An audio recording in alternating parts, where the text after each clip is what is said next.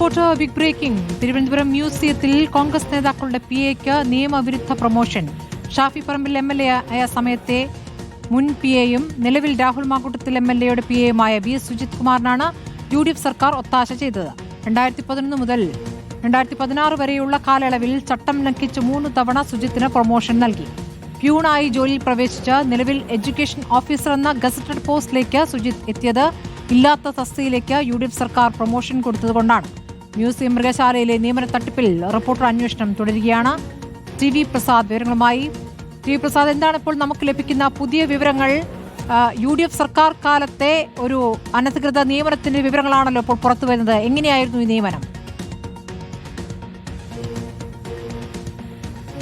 മ്യൂസിയത്തിലും മൃഗശാലയിലുമായി വരുന്ന നിയമന തട്ടിപ്പുകൾ നമ്മൾ പുറത്തു കൊണ്ടുവന്നതാണ്. സ്മൃതി, നമുക്ക് നേരത്തെ അറിയാവുന്നതുപോലെ മൃഗശാലയിൽ വ്യാജ സർട്ടിഫിക്കറ്റ് ഹാജരാക്കിയായിരുന്നു 12 പേരിൽ 10 പേരും നിയമിതരായത് എന്ന വിവരം പുറത്തു വന്നിരുന്നു.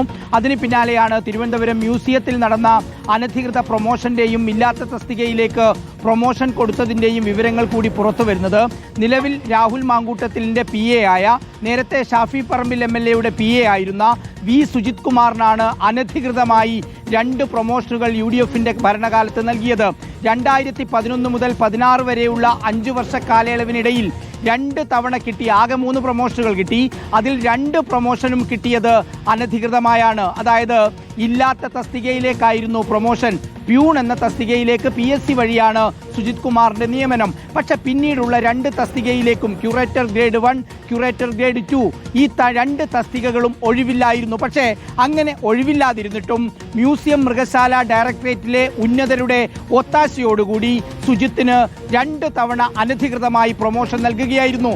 അങ്ങനെ അനധികൃതമായി പ്രൊമോഷൻ നൽകി ഏറ്റവും അവസാനം ഇപ്പോൾ നിലവിലുള്ള പോസ്റ്റ് എന്ന് പറയുന്നത് അവിടുത്തെ ഗസറ്റഡ് പോസ്റ്റാണ്, എഡ്യൂക്കേഷൻ ഓഫീസറുടെ പോസ്റ്റാണ്. ചുരുക്കത്തിൽ 2011 മുതൽ 16 വരെയുള്ള കാലത്ത് അനധികൃതമായി ഇല്ലാത്ത തസ്തികയിലേക്ക് നിയമനം നൽകിയെന്ന് മാത്രമല്ല, പ്രൊബേഷൻ കാലയളവിൻ്റെ സമയപരിധി എന്ന ചട്ടം അത് ലംഘിച്ചുകൊണ്ടുകൂടി ഈ പ്രൊമോഷനുകൾ നടന്നു എന്നുള്ളതും ഗുരുതരമായ കാര്യം തന്നെയാണ്.